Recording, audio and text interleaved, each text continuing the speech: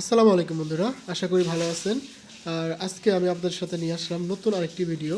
যেহেতু শুক্রবারে আমরা সবসময় ঘুরতে বের হই, শুক্রবারে আমরা ঘুরি। তো আজকেও শুক্রবার ছিল, তো ভাবলাম যে একটু ঘুরতে বের হওয়া যায়। তো কোথায় যাব কই যাব এটা নিয়ে একটু চিন্তায় ছিলাম। দেন ঘুরতে যাওয়ার জন্য প্ল্যান করলাম। পরে আমরা বের হলাম যে আজকে হচ্ছে ইয়েতে যাব, রাজশাহীর যে জিয়া পার্ক আছে, শিশু পার্ক, সেখানে। তো সেটার উদ্দেশ্যে বের হলাম। বের হওয়ার পরে আমি একটু রিস্কায় ভিডিও করে নিচ্ছিলাম। দেন সামনের দিকে যাচ্ছিলাম। তো এখানকার রাস্তার ভিতরের দিকে দুই পাশে নতুন নতুন ভবন করতেছিল, সেগুলো অনেক সুন্দর লাগতেছিল। তাই একটু ভিডিও করে নিচ্ছিলাম যাতে আপনাদেরকে একটু দেখাতে পারি। দেন আমরা এখানে এই যে ভিতরের রাস্তা থেকে বের হয়ে আমরা মেন রোডে চলে আসবো। আর সেই জুলাইয়ের যে ঘটনাগুলো হয়েছিল সেটার জন্য যে রাস্তার দুই পাশে যত সুন্দর সুন্দর ইগুলো ছিল সেটা আমরা একটু দেখানোর ট্রাই করলাম। দেন আমরা সামনের দিকে যাচ্ছিলাম। তো যাওয়ার পথে অনেক মানুষজনকে আমরা দেখে আমাদের দিকে তাকিয়ে থাকে, কী ব্যাপার, কে ভিডিও করে, এই সেই। তো এইভাবেই আমাদের চলতেছে দিনকাল। দেন আজ এখনকার ফেসবুকে ঢুকলে খালি ট্রেন্ডিং টপিক চলতেছে, যেমন কাফি ফেসবুকে কন্টেন্ট ক্রিয়েশন করে সে এখন লেখক, এই সেই নানান ঝামেলা, নানান কিছু এখনকার যে সমাজে খুবই সমস্যা চলতেছে, যেটা বলে বোঝানোর মতো না। তো সেটা আমাদের বলে দরকার নেই, তাদের সমস্যা তারা নিয়ে থাকুক, আমরা আমাদের মতো চলতে থাকবো, এটাই হচ্ছে কথা। এক ভাই ফুড পান্ডা ডেলিভারি ভাই যাচ্ছিলেন, আর এখানে রাস্তার দুই ধারের এত সুন্দর রাস্তা।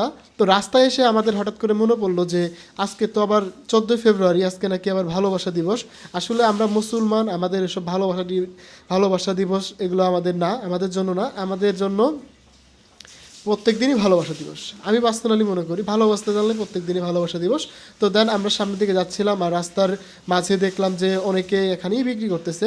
রাস্তার শীতের সময় যে আমরা কম্বলগুলো ব্যবহার করি, সেই কম্বল বিক্রি করতেছে। আর সামনে আমরা এখন মেন রোডে চলে আসলাম। এখান থেকে ভাই বললো যে স্টেশন রোড দিয়ে আমরা ডিরেক্ট চলে যাবো জিয়া পার্কের ওখানে। তো বললাম যে ঠিক আছে, আপনি যান তাহলে।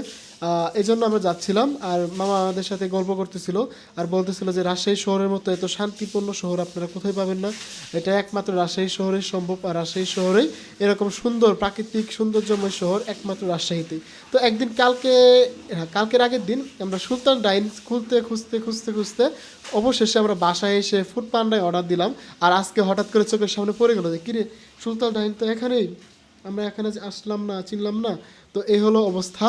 তো বাড়ির কাছে থাকলেও আমরা সেটা আসলে চিনি নাই। আসলে যদি আপনাদের একটা জিনিস জানা না থাকে, চেনা না থাকে, তাহলে তো আপনারা সেটাতে যেতে পারবেন না, তাই না? এটাই স্বাভাবিক।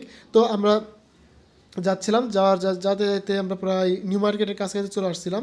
তো নিউ মার্কেটের কাছাকাছি চলে আসে ওখান থেকে আবার আমরা আরেকটা গাড়িতে যাব।